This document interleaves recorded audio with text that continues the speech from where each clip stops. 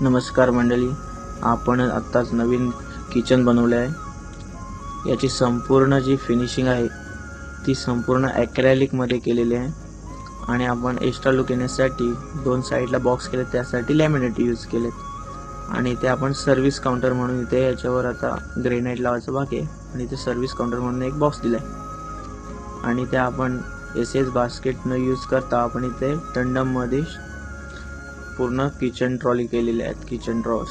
तर आपण सेंटरला कटलरी, प्लेट आणि थालीसाठी 3 बॉक्स दिलेत आणि दोन साईडला दोन स्टोरेजसाठी जागा दिलेली आहे। तर आपण एक्स्ट्रा लुक येण्यासाठी ते दोन्ही साईडला राईट लेफ्ट साईडला स्टोरेज बॉक्स केलेत।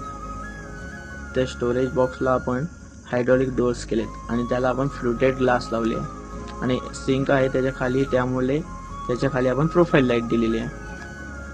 आणि ह्याच्यावरती आपलं लाफ्ट आहे, त्याला आपण नॉर्मली हायड्रॉलिक डोअर्स केलेले आहेत विदाउट हँडल। तर याचा लुक तुम्हाला कसा वाटतो नक्की सांगा।